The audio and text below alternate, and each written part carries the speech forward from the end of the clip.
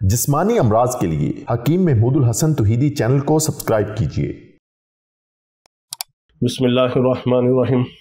मोहतरम भाई और बहनों, अस्सलाम वालेकुम वरहमतुल्लाहि वबरकातुहू। अगर आपको भूख नहीं लगती, भूख की कमी है, तो बस ये चंद दाने इसके खाएं।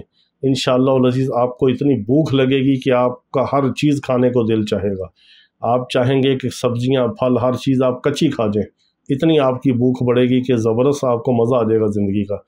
अगर इंसान को भूख ना हो तो अच्छी से अच्छी नेमत भी दस्तरखान पे हो, सामने डिशें पड़ी हो, तो इंसान के लिए बेफ़ायदा है, खाने को दिल नहीं चाहता।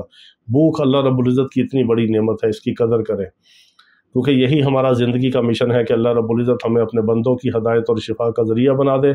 हम छोटे छोटे नुस्खे, टोटके, ग़ज़ाई चीज़ें, ज़ुल्ख़ासा मुजरबात आपको बताते हैं कि आप घर बैठे उससे फ़ायदा उठाएँ और हमारे लिए दुआ कर दिया करें।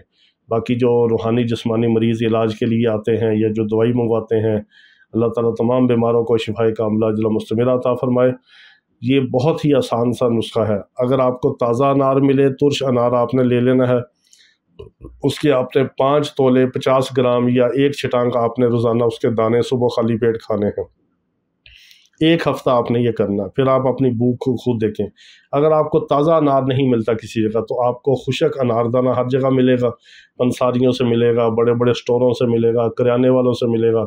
खुशक अनारदाना आप लेके उसको ज़रा, उसमें कोई ऐसा कोई गंदी चीज़ ना हो, कोई खुशक, कोई उसमें पत्थर वगैरह कोई चीज़ ना हो, उसको ज़रा आपने अच्छी तरह साफ़ करके रोशनी में उसको आपने हल्का सा पानी से वॉश करके उसको 1 गिलास पानी के अंदर आपने भिगो देना है, 1 छटांग को।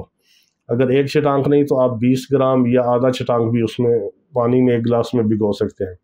2-3 घंटे बाद आप उसका पानी पी लें और उसके दाने चबा के खा लें। 1 हफ़्ता आप खाएंगे तो आपकी भूख इतनी बढ़ेगी कि सब कुछ खाने को दिल चाहेगा। और हमारे लिए दुआ कर दिया करें, अल्लाह रब्बुल इज़्ज़त तमाम बीमारों को शिफाए कामिला अजल मुस्तमिरा अता फ़रमाए। वाखिर दावाना अनिल हम्दुलिल्लाहि रब्बिल आलमीन।